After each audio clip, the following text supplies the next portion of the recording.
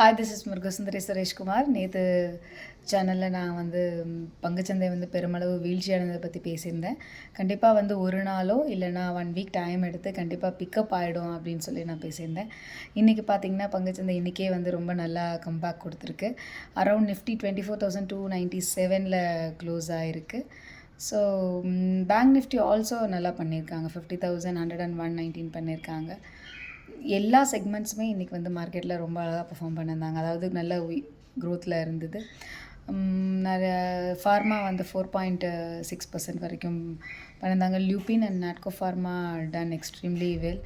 ONGC அப்படிங்கிற கம்பெனியும் oil India, அதாவது ONGC oil and natural gas corporation and oil India ரெண்டுமே பார்த்திங்கன்னா 8% வரை இன்றைக்கி க்ரோத் இருந்தது. And Cummins India around 7% growth இருந்தது. ஸோ இது எல்லாமே என்னோடய போர்ட்ஃபோலியோவில் இருக்கிறனால ஸோ ஐ கேன் சே இது எல்லாமே என்னோடய போர்ட்ஃபோலியோவில் இருக்குது. அதேமாதிரி இந்தியன் எனர்ஜி எக்ஸ்சேஞ்சுன்னு சொல்லி ஐஇஎக்ஸ் அதுவும் செக் பண்ணி பாருங்கள். அதுவும் ரொம்ப நல்லா பெர்ஃபார்ம் பண்ணுது. அதாவது ஈவன் நிஃப்டி எவ்வளோ ஃபால் ஆன டைமில் கூட அதோட ஷேர் ப்ரைஸ் அவ்வளோவா குறையவே இல்லை. It's going higher. ஸோ இது எல்லாமே இன்றைக்கி ஓவராலாக நல்ல க்ரோத்தில் தான் இருந்தது. ஸோ இந்த ஆல்ரெடி சொன்ன மாதிரி இப்போ சப்போஸ் மண்டே ஸ்பெக்குலேஷனை நம்பி இன்னும் கீழே வரும் அப்படின்னு சொல்லிட்டு பயந்துட்டு இப்போ நான் செல் பண்ணியிருந்தேன்னா I would have end up இந்த லாஸ் தான். பாதி இதை லாஸ் பண்ணியிருப்பேன் நான். ஸோ நேற்று நான் வீடியோவில் சொன்ன மாதிரி கொஞ்சம் வெயிட் பண்ணலாம். இன்றைக்கி 7th ஆகஸ்ட்டு. பரவாயில்ல, 1 டேலே பிக்கப் பண்ணிடுச்சு ஓரளவுக்கு. நாளைக்குமே நல்லா தான் மார்க்கெட் இருக்குன்னு நம்ம பிலீவ் பண்ணலாம். நான் இருக்கிறதுல கொஞ்சம் ப்ராஃபிட்டை பாதி % மட்டும் க்ளோஸ் பண்ணி எடுத்துட்டேன். ஸோ மீதி என்னெல்லாம் ஆல்ரெடி நான் மண்டே அண்ட் டியூஸ்டே என்னெல்லாம் குறைவான விலைக்கு கிடச்சதோ அந்த ஸ்டாக்ஸ் எல்லாம் கொஞ்சம் வாங்கி போட்டிருக்கேன். So let see in the future. நான் என்ன சொல்ல விரும்புகிறேன் அப்படின்னா, நீங்கள் நல்ல ஸ்டாக்ஸை வாங்கி போட்டிருந்தா, அதாவது கம்பெனி டெப்ட் ஃப்ரீயாக இருக்கணும், அவங்களோட காலாண்டு முடிவுகள் நல்லா இருக்கணும், ப்ராக்ரஷன் நல்லா இருக்கணும், அடுத்தடுத்து அவங்க வளர்ச்சி பாதையை நோக்கி போகிறாங்களா, அவங்க எவ்வளோ தூரம் கான்ட்ரிபியூட் பண்ணுறாங்க இந்தியன் மார்க்கெட்டுக்கோ இல்லை அங்கேருந்து மேபி அவங்க எக்ஸ்போர்ட்டரோ கூட இருக்கலாம்.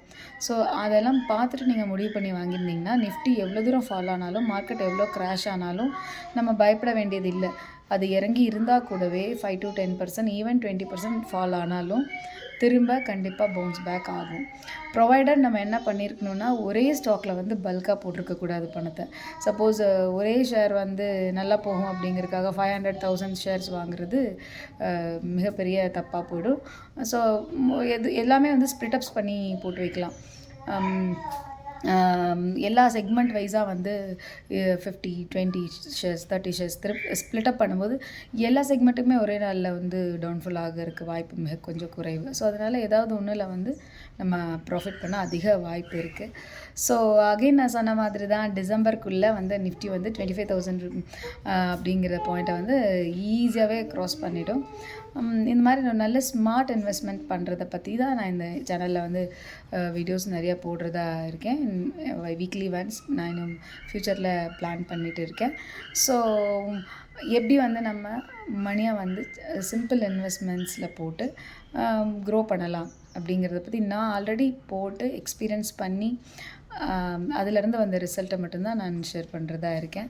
தேங்க்யூ ஸோ மச் இந்த வீடியோ பார்த்ததுக்கு. உங்களுக்கு வீடியோ பிடிச்சதுன்னா லைக் பண்ணுங்கள், நீங்கள் சப்ஸ்கிரைப் பண்ணுங்கள். சப்ஸ்கிரைப் பண்ணியிருந்தீங்கன்னா நாங்கள் அடுத்த வீடியோ போடும்போது உங்களுக்கு உடனே பார்க்கலாம். தேங்க்யூ.